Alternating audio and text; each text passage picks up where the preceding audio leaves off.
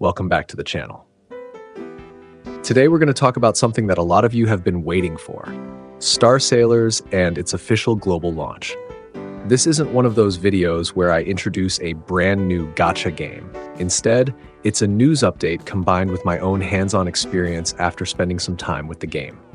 So why am I covering Star Sailors now? Simply because this is a turning point for the game. A moment when all the promises, expectations, and concerns from the community are finally starting to get their answers. First, I want to give a quick introduction for anyone who's not familiar with the game. Star Sailors is a mobile RPG focused on character collection with turn-based combat. It's published by Com2uS Holdings and developed by Panana Studio. The game's art direction leans heavily into anime fantasy, with the visual style led by art director Coax. If you've already seen the trailers or screenshots, you'll probably agree that the character designs are incredibly polished. The colors are vibrant and every character has a distinct identity instead of blending together like in many other gacha games on the market today. Now let's move on to the biggest news. Star Sailors officially launched globally on June 30th and is now available on both the App Store and Google Play in all regions except China. The game supports multiple languages, including Korean, English, Japanese, Simplified Chinese, Traditional Chinese, Thai, Vietnamese, and Indonesian. This is a smart move by the publisher, as supporting so many languages from day one helps the game reach a much wider audience instead of expanding to other regions later. When I logged into the game at global launch, the first thing that stood out was how generous the starting rewards were. Based on the information listed on the official store page, new players are guaranteed at least 2 high-tier partners, along with 16 additional bonus partners. That's a very generous amount for a gacha game that has just launched globally. One feature that I think will catch a lot of people's attention is the ability to chat directly with certain characters in the game. This isn't just a simple scripted chat system. It's designed to make the interactions feel more natural, almost like you're actually talking to your own companion. Right after the global launch, the publisher also temporarily increased the daily chat limit. In my opinion, that's a smart move to encourage players to try out the feature and get attached to it before the limit returns to its normal level. Now, let's talk about what I think is the most important part, the game's long-term content.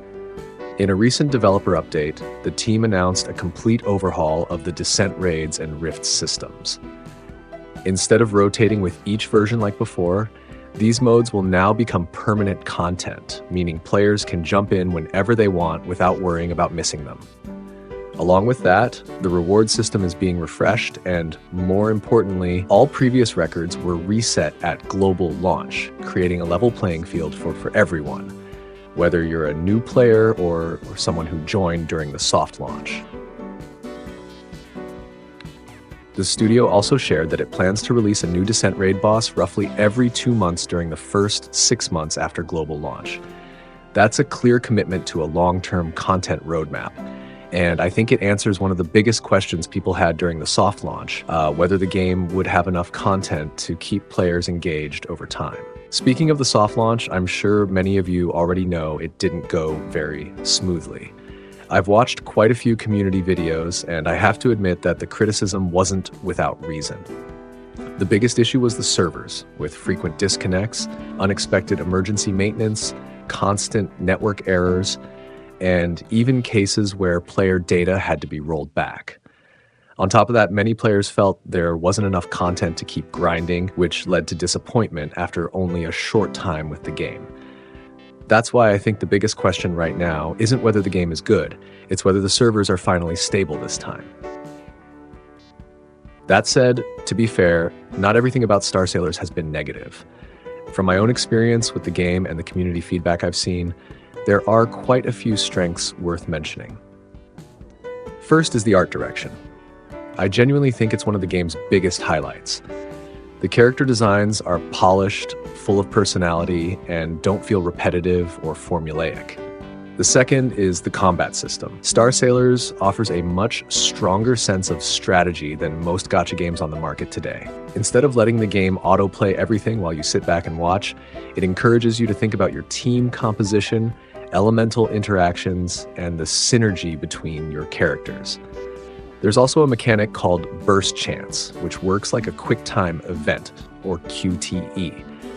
You have to press at the right moment to trigger special effects during battle. It's a feature that clearly sets the game apart from many others in the genre, where combat often feels like nothing more than watching animations play out.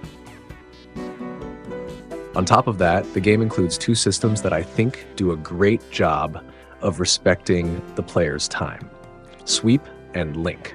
Both are designed to reduce the repetitive grinding that's been a long-standing issue in gacha RPGs. From my own experience, it's clear that the developers listened to the feedback from the soft launch and made a real effort to make the overall experience smoother. Another question that I'm sure many of you are asking is whether Star Sailors is friendly for free-to-play players. Based on what I've seen from my own experience and community feedback, I'd say the answer is somewhere in the middle, leaning slightly positive. The game is definitely playable as a free-to-play player, but there are a few areas that can feel restrictive, such as the energy system, the need to farm shards to upgrade characters, the importance of duplicate copies when you pull a character you already own, and of course, the familiar frustration that comes with not getting the character you want in a gacha game. Now let's talk about pulling characters, which is probably what most of you are interested in. Based on my experience at the start of the game, it takes around 30 to 40 minutes to reach the first meaningful reroll point. That's not an overly long time, but it's enough to make some players feel that repeatedly rerolling isn't worth the effort. As for the launch banner, the featured character is Nina, specifically Nina Stingblade.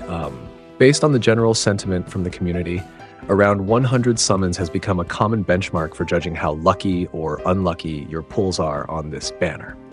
So, after everything I've shared, what's my overall impression of Star Sailors at global launch? I think it's a game that's worth trying, especially if you enjoy anime gacha games but are tired of simply watching auto battle play itself. The combat system has real depth, the art direction is excellent, and the content roadmap suggests that the developers are serious about keeping players engaged over the long term with the revamped Descent raids and rifts.